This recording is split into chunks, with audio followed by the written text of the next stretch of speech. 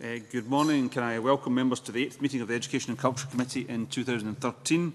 Can I remind members and anybody in the public gallery that electronic devices should be switched off at all times. Apologies have been received from George Adam this morning, and can I welcome Marco Biagi to the committee as a substitute for the second week in a row, but not George Adam. 2 weeks in a row. Thank you very much, Marco, for coming along. The first item on our agenda is consideration of whether to take business in private. Are members content to take items 3, 4 and 5 in private? Agreed. Thank you very much. Are members also content to take a draft interim report on the inquiry into decision making on whether children should be taken into care in private at future meetings? Agreed. Thank you.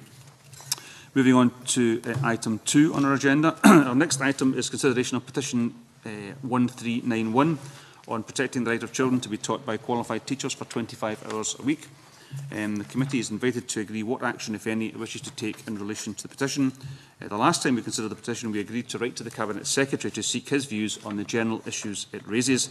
The Cabinet Secretary's response is included in the relevant papers, which I'm sure members have read. So, do members have any comments on this petition and the response from the Cabinet Secretary?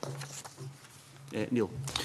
Thanks, Convener. Can I first of all thank the committee for keeping the petition open at the last meeting and agreeing to write to the Cabinet Secretary.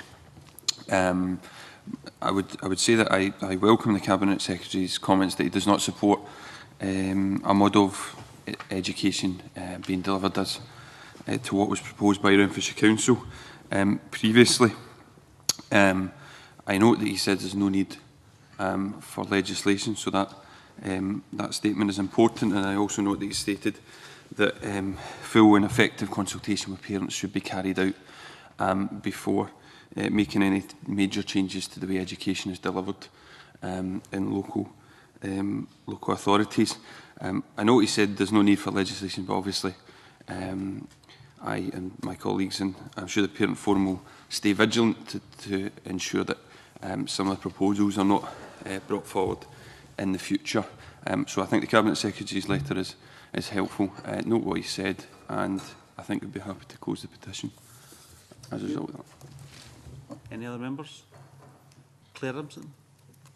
I think the Cabinet Secretary has outlined in detail the complexities of delivering education within the context of curriculum of excellence, where outside experts can play a part in the delivery. And I think I would agree that it's a very full response to the petition, but I agree with Mr Bibby that we should move to close at this time. Just on the issue of using experts from outside, that this is not new. This happens, all the time in schools. I think the main substance of what is being discussed here is that should never be a substitute for qualified teaching staff, and that was the main problem and issue with the then Renfrewshire Council, not the new Renfrewshire Council's approach on this matter. In your view on the petition?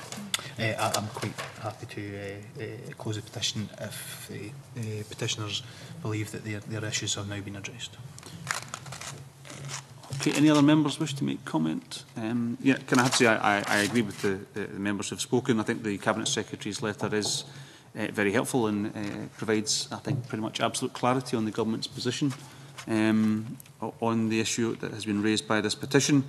And particularly the comments, as Neil Bibby has referred to, and the fact that he talks about the Education Scotland's report, the involvement of external experts in school education, published on the 6th of November 2012, and goes on to talk about that and says at the end, I fully accept the recommendations in this report.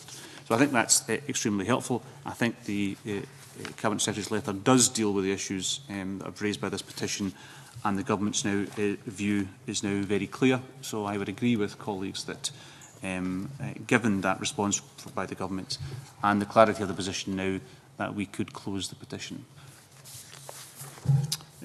Are members agreeable to closing the petition at this stage? Okay, for the reasons outlined. Thank you very much. As the committee has agreed to hold the next items in private, I now close the meeting to the public.